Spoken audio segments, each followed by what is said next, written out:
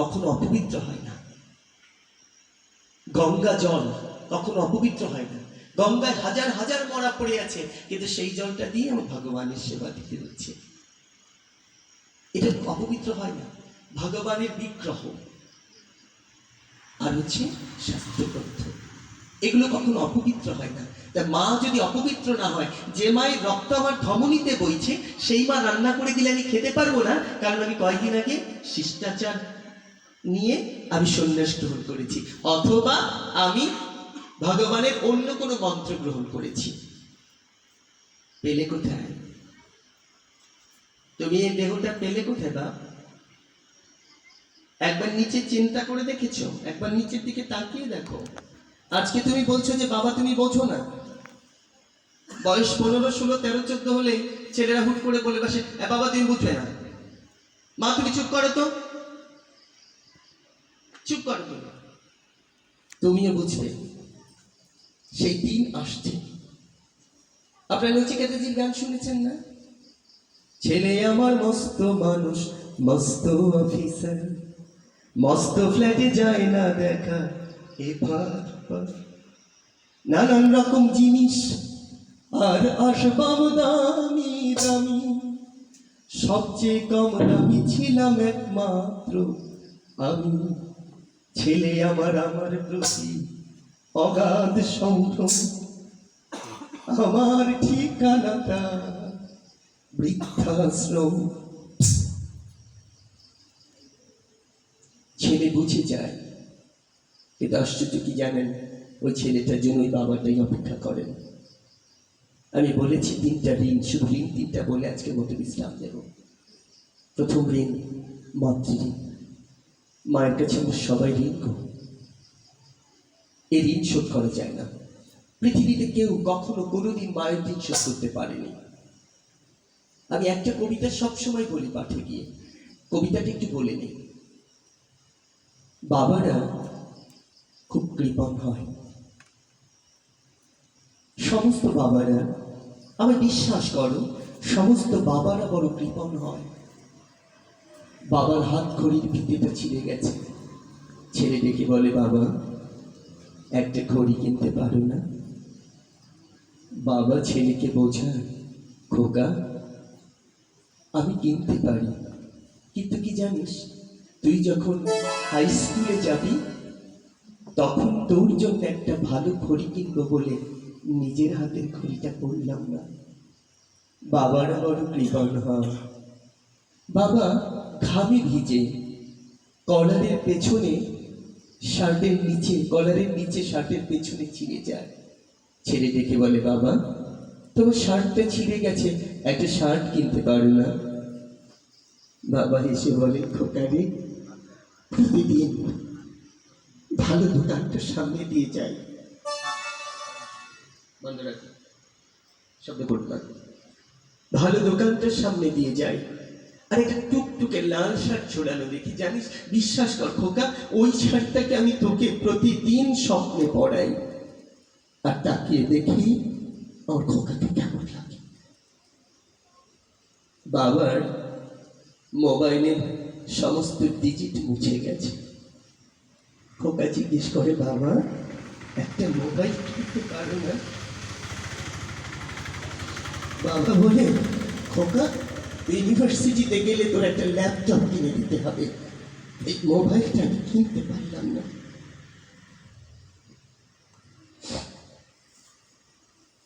খোকা দিনে দিনে বড় হয়, ইউনিভার্সিটি, তারপর চাকরি।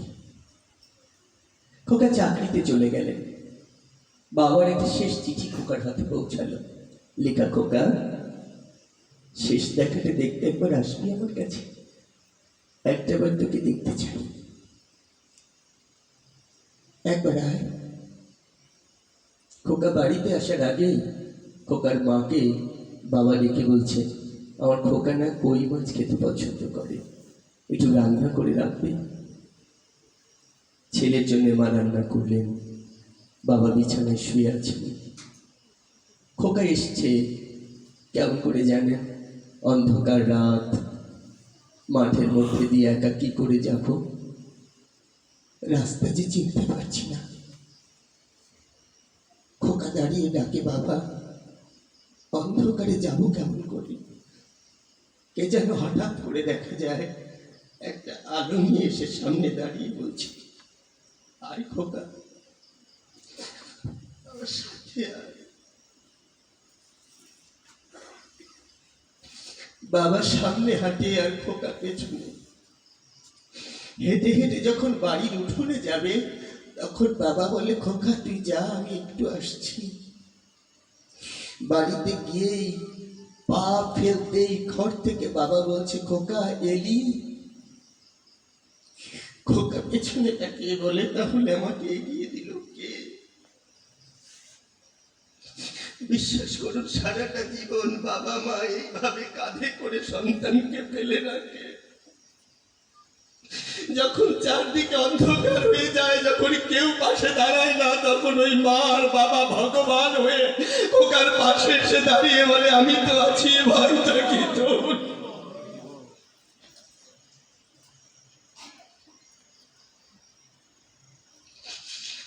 খোকা একটু খেয়ে আমার কাছে আসবি?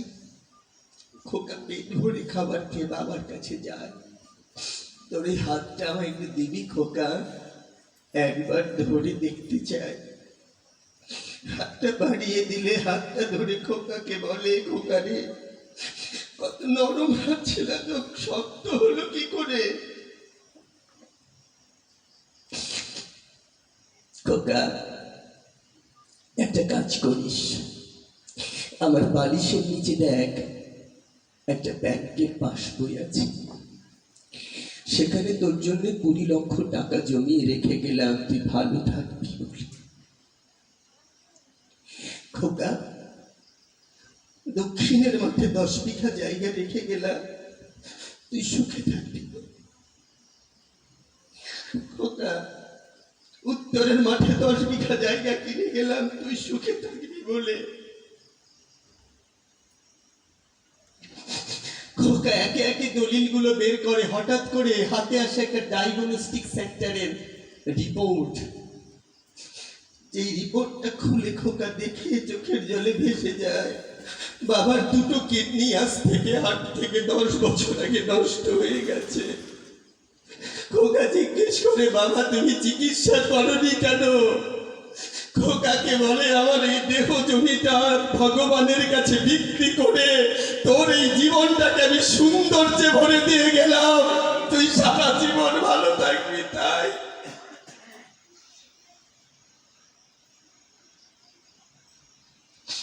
সারাটা জীবন ভালো থাকার জন্য আমাদেরকে এইভাবে সবটুকু উজাড় করে নিঃস্ব করে যারা দেন, তারা পরম ভগবান। আগে তাদের ঘরে গিয়ে সম্মান করো, আগে তাদেরকে সম্মান করে ভালোবেসে তাদের চরণে ফুল জল দিয়েছে। দেখো গোবিন্দ দাঁড়িয়ে থাকবে বঞ্চি হাতে করে, তোমার ভগবানকে ডাকতে হবে না, ভগবান তোমার বাড়িতে দাঁড়িয়ে যাবে।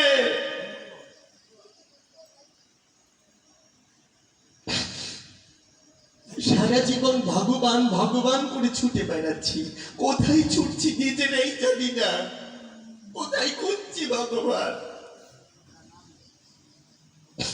মায়েরা ভালো বুঝবে যে তোমার মা যা ভালো খেত, যদি মা মরে যায় বা বেঁচে থাকে, তুমি রান্না করার সময় মনে পড়ে না আমার এই খাবারটা মা ভালো খায়?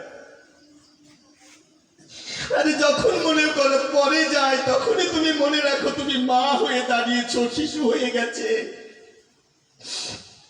আমার বাড়ি পদ্মা ভাঙনের পাড়ে, এখানে আমাদের এখানে চাকরি করেন ওই বাবা, তাই না? উনি ভালো জানেন, একদম পদ্মা ভাঙনের পাড়ে রাস্তার 2 ধারে ছেলে মেয়েরা খেলা করে, কিন্তু এখন আর খেলা করার জায়গা নেই। পদ্মা ভেঙে এসে ঘর করেছে, ছোট ছোট কুড়ে ঘর। আমরা দেখেছি ওই ছেলেটাকে কোলে করে এনেছিল, ছেলেটা বড় হয়েছে। একদিন আমি আর আমার সহধর্মিনী হাঁটছি, আজ থেকে 20 বছর আগের গল্প বলছি। হাঁটছি আমি আলো সকালবেলা, হঠাৎ করে ওই বাবাকে দেখলাম একটা গামছা নিয়ে আর একটা বাটি নিয়ে চলছে। কোথায় যাচ্ছ দাদু? বলে ভিক্ষা করতে। তোমার ছেলে তখন চায়ের দোকান করে, ভিক্ষা করে ছাড়ুনি? বলে ওরই তো চলে না, আমাদের খাওয়াবে কেন? খুব ভালো চলে গো, ও খুব ভালো আছে, তুমি কেন এটা বলছো? বলে যদি তোকে বলি তাহলে ওর যে কষ্ট হবে, ও যে লজ্জা পাবে। ওর চলে কিন্তু আমাদের চলে না রে, খেতে দেয় না। বেশ কিছুদিন পরে ছেলেটার ঘরটা আগুনে পুড়ে গেল। দৌড়ে বাইরে এসে দাঁড়িয়ে কাঁদছে। আমরা সবাই আগুন নিভাতে গিয়েছি, দেখছি কাঁদছে বাইরে দাঁড়িয়ে। ছেলেটার মা পাশে দাঁড়িয়ে আছে, বলছে খোকা কাঁদছিস কেন? বলে মা দেখো ঘরটা আগুনে পুড়ে গেল, থাকবো কোথায় বাচ্চাদের নিয়ে?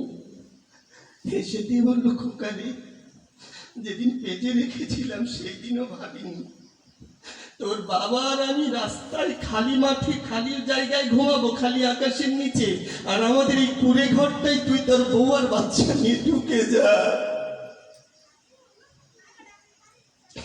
বাবা চোখে দেখতে পায় না, অন্ধ হয়ে গেছে। এসে কাছে দাঁড়িয়ে বলে খোকা কাঁদিস না, এখনো ভিক্ষা করে তোর ঘর করে দিতে পারি, আমি এখনো বেঁচে আছি। অমূল্য সম্পদ যেদিন ফুরিয়ে যায় মা, সেই দিন বোঝা যায় যে কি হারিয়ে ফেললাম। যতদিন আছে ততদিন কেউ বোঝে না, কেউ বোঝে না অমূল্য সম্পদ থাকা অবস্থায়। ভগবান কৃষ্ণ নিজে বলেছেন শ্রীরাম রে আজকে গোষ্ঠে যাব না রে ভাই। কেন যাবি না? কেননা আমি একদিন লুকিয়ে ছানা খেতে গিয়েছিলাম, মাখন খেতে গিয়েছিলাম, আমার মা আমাকে না দেখে কান্না করতে করতে অচৈতন্য হয়ে পড়েছিল। আজ আমার মা দুঃস্বপ্ন দেখেছে ভাই, তাই আমি আর বাইরে যেতে চাই না। বলে যাবি না তাহলে আমাদের চলবে কিসে? বলে যাতে চলে চলুক, কিন্তু মাকে কাঁদাতে পারবো না। পদাবলী কীর্তনিয়া পাশে দাঁড়িয়ে সাধক লিখলেন, ওরে মা কাঁদানো ভালো নয় রে, জগতে মা কাঁদানো ভালো নয় রে, ওরে মা কাঁদালে তার জগতে কাঁদে, আমি মা কাঁদানো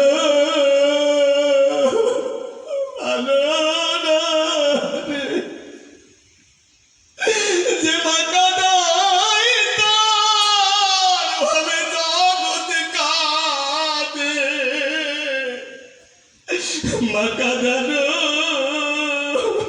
ভালো না রে। মা কাঁদিলে একদিন তোমার কাঁদিতে হবে,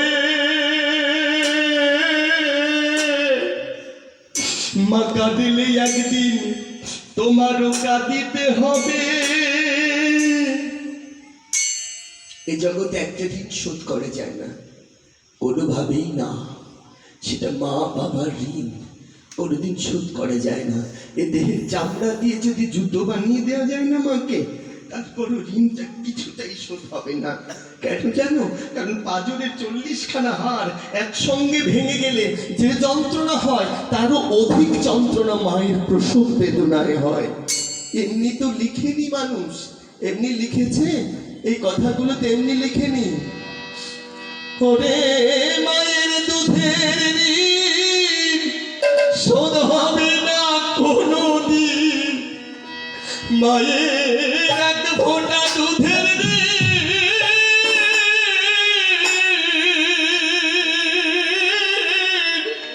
ওমা শোধ হবে না কোনোদিন। জন্ম জন্মান্তরে করিলে সাধনা, দয়াবতী দরদিনী মায়া আমার মা, দয়াবতী দরদিনী মা, মায়ের এক ফোঁটা দুধের ঋণ শোধ হবে না কোনোদিন, এক ফোঁটা দুধের ঋণ শোধ হবে না কোনোদিন। জন্ম জন্মান্তরে করিলে সাধনা, দয়াবতী দরদিনী মা আমার মা দয়াবতী দরদিনী মা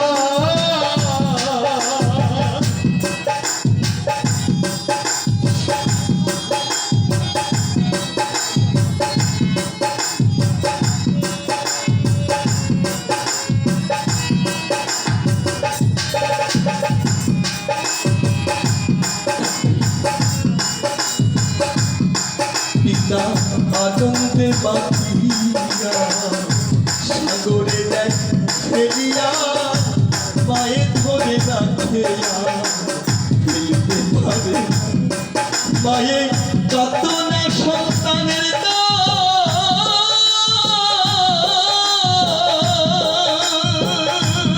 মায়ে কত না সন্তানের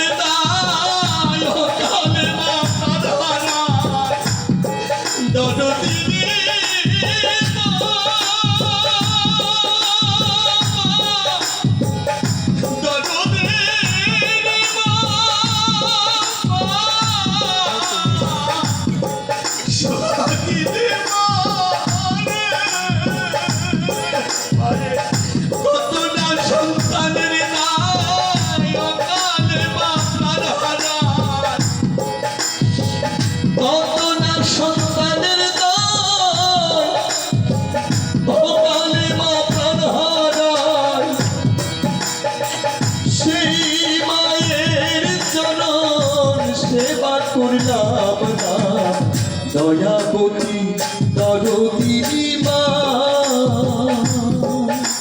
আমার মা দয়াবতী দরদিনী মা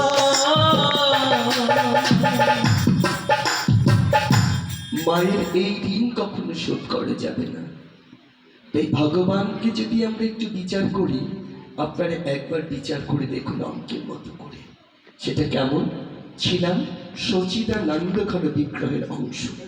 বাবা মা বৈধভাবে ভগবানের চরণে কামনা করলেন, হে প্রাণনাথ আমাকে একটা সন্তান দান করুন। ভগবান বললেন গীতাতে, আমি জন্ম দেবার হেতু দুরন্ত কাম। অর্থাৎ আমরা যেদিন জন্ম দেবার জন্য মিলনে আবদ্ধ হই, সেই দিন ভগবান ওই দুরন্ত কামটা হয়ে থাকে। আর ওই ভগবান দুরন্ত কাম বলে আমরা ভগবানের কৃপাতে মাতৃগর্ভে বাবার মস্তক থেকে পিতৃলোকে নেমে এসে মাতৃগর্ভে প্রবেশ করি। আর যখনই মাতৃগর্ভে প্রবেশ করলাম, আমার জন্ম কিন্তু তখন, যখন ভূমিষ্ঠ হয়েছি তখন জন্ম নয়। যারা কামবীজ কাম গায়ত্রী জপ করেন, যারা গুরু ঘরের মন্ত্র জপ করেন, যারা আধ্যাত্ম চিন্তায় নিজের জীবনকে উপলব্ধি করেন, তার ইরা পিঙ্গলা সুষমার ভজনটা জানেন। 12 করণ 64 গিয়ে পৌঁছায়, 12 থেকে 48, 12 থেকে 24, 24 থেকে 48। এই কথাটি সুখদেব গোস্বামী প্রভুপাদ পরীক্ষিত মহারাজকে বলেছে, শোনো শোনো পরীক্ষিত, যদি ভাগবত আস্বাদন করতে হয় 4টা জিনিস জয় করতে হবে। চলুন ভাগবতে প্রবেশ করলাম। কি কি? শোনো পরীক্ষিত, যদি ভাগবত আস্বাদন করো তো আমি আজকে তোমাকে এখন যা বলছি তা শোনো। বলুন প্রভু, কি কি শুনতে হবে? ভাগবত যিনি আস্বাদন করেন তিনি সুখদেব গোস্বামী প্রভুপাদ, আর যিনি শুনছেন তার সকলেই পরীক্ষিত মহারাজ। মহাপুণ্যবান, মহাধনবান, মহাজ্ঞানবান, মহাভজনশীল। না হলে তো গোবিন্দ তাকে পেটের মধ্যে বাঁচাতে পারেন না। আমরা এসে কৃপা পাই না, তিনি গর্ভজাত হয়ে কৃপা পেয়েছিলেন। পাননি? পরীক্ষিত মহারাজকে তো কৃপা করেছেন ভগবান মা উত্তরার গর্ভে থাকা অবস্থায় কৃপা করেছেন। কৃপা করে পাওয়ার নাম, জোর করে নয়, করো জোরে পাওয়ার নাম কৃপা গো। প্রথম মনে হবে কি জানো, ভজনে ঢুকলে এ যেন এক মহাসমুদ্র। যখন ভজন করতে করতে চলে আসবে তখন দেখবে রাধা বলিতে রাধা দর্শন, রাধা রাধা, আনন্দেই আনন্দ, দুঃখ থাকে না। আমি বলছি, আমি নিজে তা প্রমাণ পেয়ে বলছি, আমি কারো কাছে ঋণী নই। অর্থের ঋণ আমার নেই কারো কাছে, আমি ঋণী সকলের চরণধুলোর কাছে। আমার বাবা মায়ের কাছে আমি চিরঋণ। সকলেই অনেক কিছু চায় না, ভগবানের কাছে ফিরে যাব। এই বাবা, এইদিকে তাকাও। না, আমি ওই পাঠক নই। একদম না, করে যাবে না, কথা বলা যাবে না, প্রয়োজন হলে চলে যাবে, কথা বলা যাবে না, একজন থাকলে একজনের সাথে কথা হবে। আমি পরের দিন আবার নিয়ে আসবেন এই ভাবনাও করি না, আর আমি এটা বিশ্বাসও করি না। আমি বিশ্বাস করি আমার গুরুদেব আমাকে যে ভজন দিয়েছেন সেটা আপনাদের মধ্যে বিলিয়ে দেবার নাম ধর্ম। আমি পাঠক হতে চাই, ঠক হতে চাই না। পয়াকার ঠ ক কি হলো? পাঠক। বাম পাশ থেকে পাটা কেটে দিন, কি হবে? ঠক। রাত ভরে উল্টো পাল্টা গল্প করে আপনাদেরকে সময় নষ্ট করে চলে যাব, কালকে আপনার কোনো লাভ হবে না, এই কথা বলতে আমি এত দূর থেকে আসিনি। আমি সারাদিন টিউশন করেছি। আমি শুনতে বলেছিলাম, মা শুনেছিলেন আমি একেবারে মনে প্রাণে সংসারী। আমি সারাদিন টিউশনি করেছি, গানের ক্লাসিক্যাল টিউশনি করেছি। এখানে এসছি 7:30, 7:43 টিউশনি ছেড়ে 8:15, 8টা বাজার 1 মিনিট আগে এখানে পৌঁছেছি। এই কাছাকাছি শিখিয়েছি। সুতরাং আমি আপনাদের ঠকাতে আসিনি, মাই বিশ্বাসটা রাখুন। চলুন, শুনছিলাম কি করতে হবে। জিতা শোনো, তুমি তোমার আসনকে জয় করো। আসন জয় কি করে হবে? আপনার মন বিচলিত, আপনি এদিক শুনছেন ওদিক শুনছেন, আপনি ভাবছেন আপনি যতটা সুখী পৃথিবীতে আর কেউ